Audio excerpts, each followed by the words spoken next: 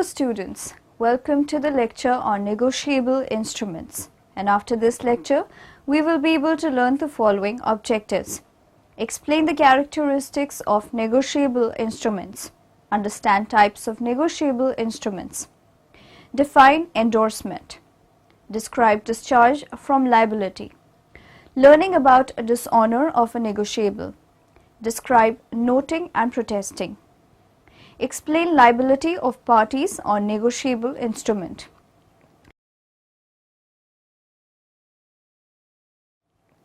Let's start with the concept negotiable instruments. Exchange of goods and services is the basis of every business activity. Goods are bought and sold for cash as well as on credit. All these transactions require flow of cash either immediately or after a certain time. In modern businesses, large number of transactions involving huge sums of money takes place every day. It is quite inconvenient as well as risky for either party to make and receive payments in cash. Therefore, it is a common practice for businessmen to make use of certain documents as means of making payment. Some of these documents are called negotiable instruments. The idea of negotiability as applied to modern business affairs is a product of commercial intercourse. Indeed, without this principle or some equivalent which the wit of man might have devised, it is safe to say that the world's commerce and consequently its civilization would have been greatly retarded. Oh, hello guys. Say, can anyone tell me, what is a negotiable instrument? Yes. A negotiable instrument is a contract. I am sorry, and I hate to disagree. But, actually, a negotiable instrument is a pig. Oink oink. You are both so funny. And I don't want to come off like I know everything. But really, a negotiable instrument is a toaster. Haha. Well, we have quite a variety of opinions. It reminds me about a story where three blind men placed their hands on an elephant. Based on what they feel, each describes a different object. Let's start with you, Alan. You say a negotiable instrument is a contract. Can you tell me why you feel this way? Certainly. When two people enter into a contract, either of them can assign their benefits to someone else. Simply tell the person who is to deliver on the contract that he is to deliver to the person you assigned your contract rights to. Wow. You make a good point, Alan. A promissory note, then, is like a contract assignment. Exactly. If someone gives me a promissory note, they promise to pay me money. Let's say, I want my dear mother to get paid the money. I simply assign the rights I had in the promissory note to mother. Just like it works with a contract. Good point, Alan. You might be onto something. How about you, McDonald? You say a negotiable instrument is a pig. How is that? That's easy. If I have a pig, and I want to give it to someone, I just hand it over and say, here, it's yours. And it then belongs to the other person. Wow. You raise a good point. When we assigned benefits in a contract, we never had to actually transfer anything material. But what you're saying, as with a pig, is that we have to hand over the thing in order to complete a transfer. Yes. Yes. You gotta have the pig. No pig, no bacon. If I don't have the promissory note, I don't get paid. How about you, Darla? Why do you say the negotiable instrument is a toaster? That seems a bit odd, doesn't it? I mean, a toaster. Come on. It's no stranger than saying a negotiable instrument is a pig like Mr. McDonald does. You make a good point. Please, go on. Okay, let's say I have a toaster, and I give it to some girl. Well, she puts in some bread, and it doesn't work. No toast. She gets all huffy, but so what? Who cares? Okay, this time, I am selling stuff at a street sale. I sell someone the toaster for lots of money. I don't say anything like, you are assuming all the risk, or you are taking it as is.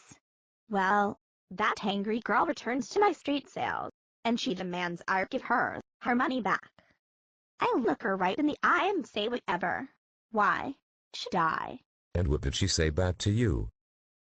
She said, the thing you sold me was not what it purported to be. Since it was a toaster, there an implied warranty that it would function like one. And toast bread. Okay.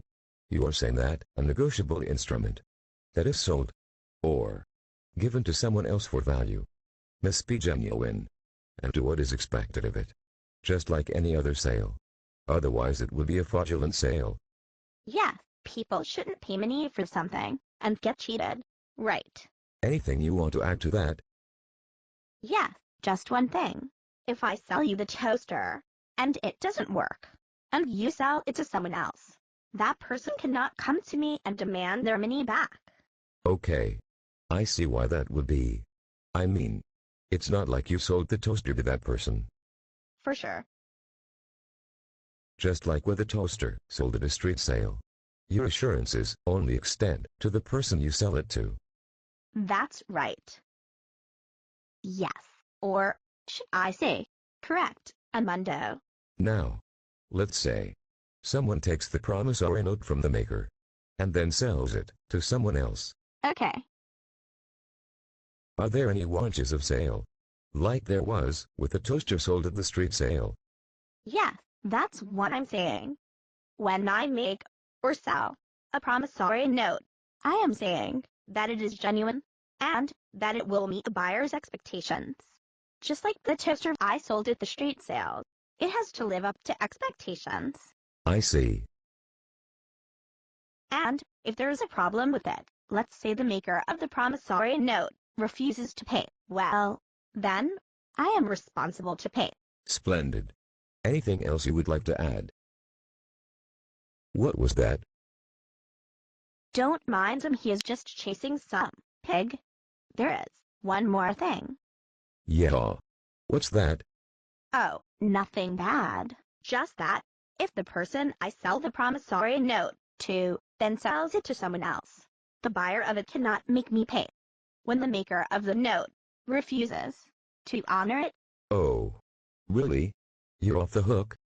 yeah, that is, unless I sign it. If I sign it, I am telling everyone else who buys it that I will stand behind it. Very cool. That's because if I sign a note, I have endorsed it. In the early stages of society, when man was yet in a savage nomadic state, generally at war with all the world beyond his own tribe, commerce was of necessity limited to a narrow sphere and to the exchange or barter of the rude articles which savage ingenuity could devise. The advent of agriculture led to the foundation of communities with fixed habitations. Tribal barriers was removed and nations were formed. Manufacturing followed, leading to demands for distant products.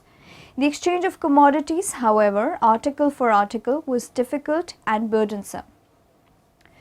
Let us now discuss the characteristics of a negotiable instrument. A negotiable instrument has the following characteristics. Property. The possessor of the negotiable instrument is presumed to be the owner of the property contained therein. A negotiable instrument does not merely give possession of the instrument but right to property also. Title. The transferee of a negotiable instrument is known as holder in due course. A bona fide transferee for value is not affected by any defect of title on the part of the transferor or of any of the previous holders of the instrument. This is the main distinction between a negotiable instrument and other subjects of ordinary transfer. Rights. The transferee of the negotiable instrument can sue in his own name in case of dishonor. A negotiable instrument can be transferred any number of times till it is at maturity. The holder of the instrument need not give notice of transfer to the party liable on the instrument to pay. Prompt payment. A negotiable instrument enables the holder to expect prompt payment because a dishonor means the ruin of the credit of all persons who are parties to the instrument. Now moving on to the next topic, we will study the types of negotiable instruments. According to the Negotiable Instruments Act 1881, There are just three types of negotiable instruments, that is, promissory note, bill of exchange and check. However, many other documents are also recognized as negotiable instruments on the basis of custom and usage like hundis, treasury bills, share warrants, etc., provided they possess the features of negotiability. Promissory note, a financial instrument that contains a written promise by one party to pay another party a definite sum of money, either on demand or at a specified future date. A promissory note typically contains all the terms pertaining to the indebtedness by the insurer or maker to the note's pay, such as the amount, interest rate, maturity date, date and place of insurance, and issuer's signature. The 1930 International Convention that governs promissory notes and bills of exchange also stipulates that the term promissory note should be inserted in the body of the instrument and should contain an unconditional promise to pay. Promissory notes that are unconditional and saleable become negotiable instruments that are extensively used in business transactions in numerous countries. A promissory note is usually held by the payee. Once the debt has been discharged, it must be cancelled by the payee and returned to the issuer. Bill of exchange, a written unconditional order by one party, the drawer, to another, the drawee, to pay a certain sum either immediately, a sight bill, or on a fixed date, a term bill, for payment of goods and or services received. The drawee accepts the bill by signing it, thus converting it into a post-dated check and a binding contract. A bill of exchange is also called a draft, but while all drafts are negotiable instruments, only to order bills of exchange can be negotiated. According to the 1930 Convention providing a uniform law for bills of exchange and promissory notes held in Geneva, also called Geneva Convention, a bill of exchange contains the term bill of exchange inserted in the body of instrument and expressed in the language employed in drawing up the instrument. An unconditional order to pay a determined sum of money, the name of the person who is to pay, drawee, a statement of the time of payment, checks. Check is very common form of negotiable instrument. If one has a savings bank account or current account in a bank, one can issue a check in own name or in favor of others, thereby directing the bank to pay the specified amount to the person named in the check. Therefore, a check may be regarded as a bill of exchange. The only difference is that the bank is always the drawee in case of a check. The Negotiable Instruments Act 1881 defines a check as a bill of exchange drawn on a specified banker and not expressed to be payable otherwise than on demand.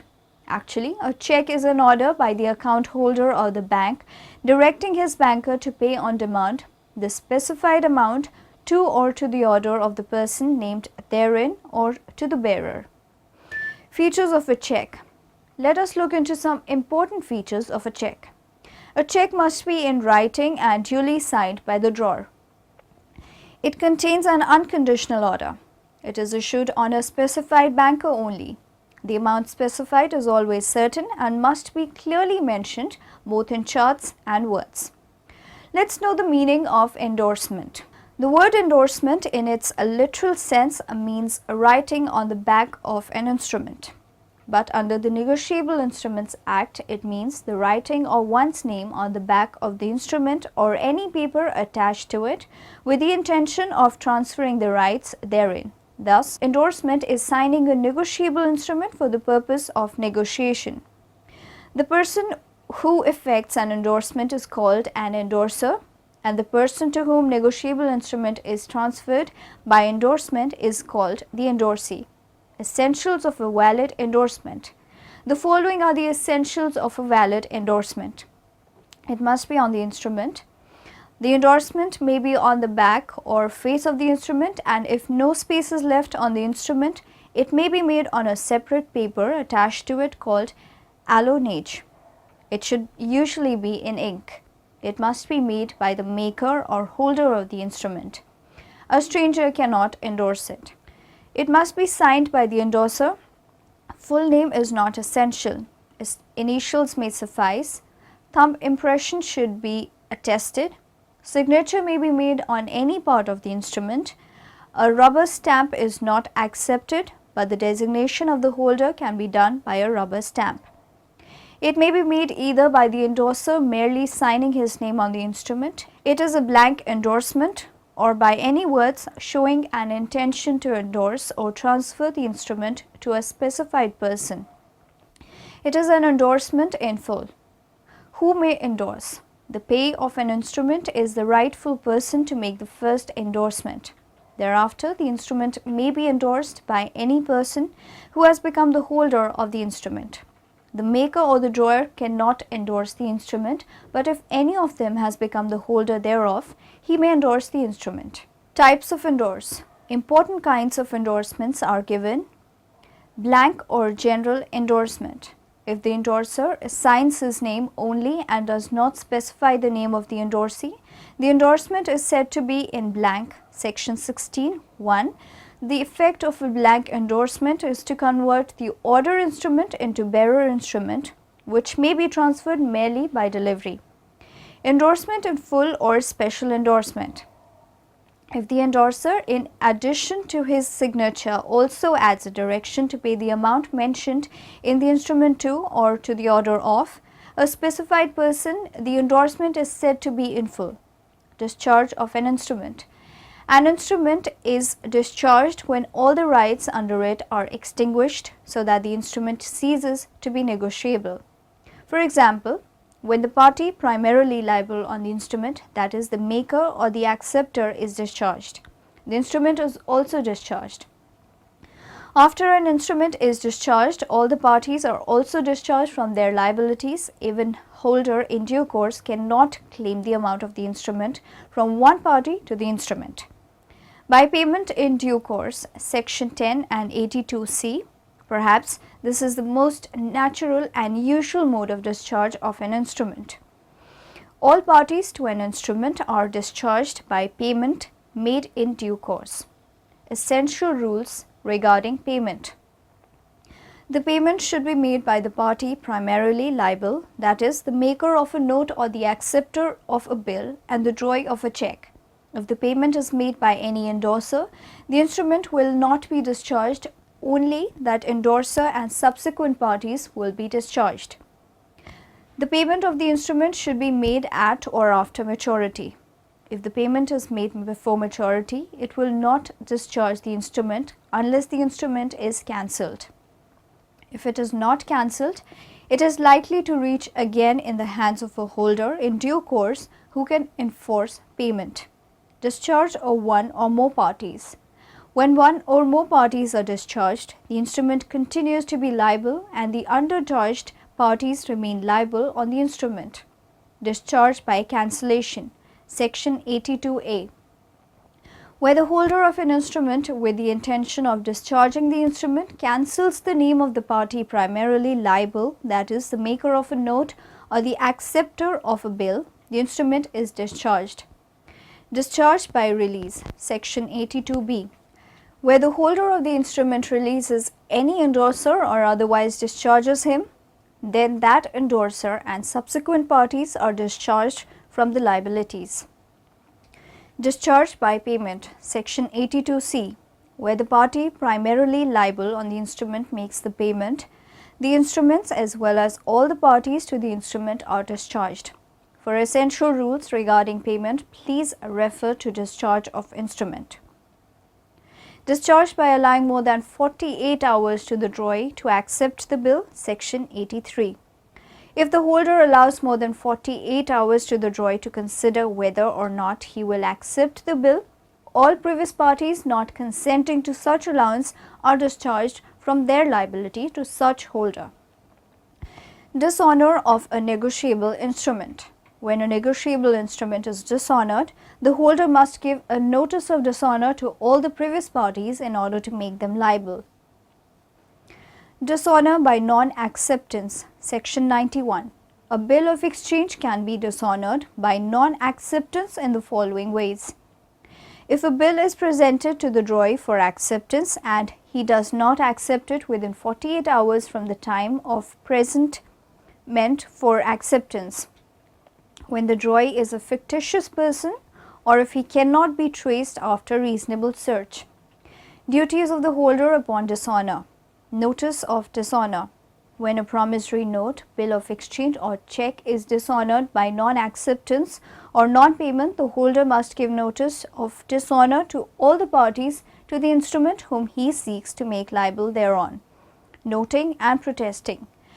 When a promissory note or bill of exchange has been dishonored by non-acceptance or non-payment, the holder may cause such dishonor to be noted by a notary public upon the instrument or upon a paper attached thereto or partly upon each. Section 99. Noting and protesting. When a negotiable instrument is dishonored, the holder may sue his prior parties, that is, the drawer and the endorsers, after he has given a notice of dishonor to them. Noting. As soon as a bill of exchange or a promissory note is dishonored, the holder can, after giving the parties due notice of dishonor, sue the parties liable thereon. Noting should specify the instrument, the fact of dishonor, the date of dishonor. Protest. Protest is a formal certificate of the notary public attesting the dishonor of the bill by non-acceptance or by non-payment. Liability of parties on negotiable instrument. An individual who signs an instrument is either primarily or secondarily liable for payment. Secondary liability. Individuals who are secondary liable on a negotiable instrument are not obliged to pay unless it has been presented for payment and dishonored. Individuals who are secondarily liable must receive notice of the dishonor of a commercial paper in order to be held liable for its payment. Such notice must be given by a bank prior to midnight on the date following the dishonor. Notice can be oral or in writing as long as the language identifies the paper and indicates that it has been dishonored. If more than one person is eligible to obtain payment, only one of them need notify those parties who are secondarily liable. Now in the end, let us summarize what we have learnt in this lecture. Negotiable instrument. In law, a written contract or other instrument whose benefits can be passed on from the original holder to new holders. The Negotiable Instruments Act 1881 defines a check as a bill of exchange drawn on a specified banker and not expressed to be payable otherwise than on demand.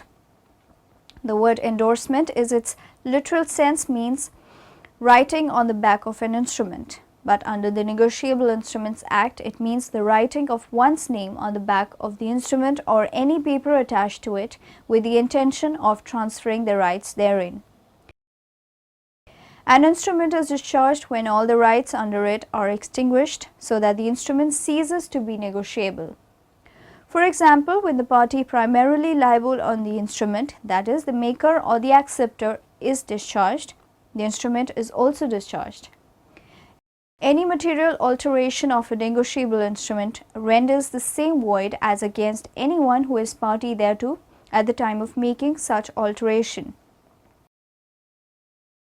Notice of dishonor means the actual notification of the dishonor of the instrument by non-acceptance or by non-payment. The holder may need an authentic evidence of the fact that a negotiable instrument has been dishonored.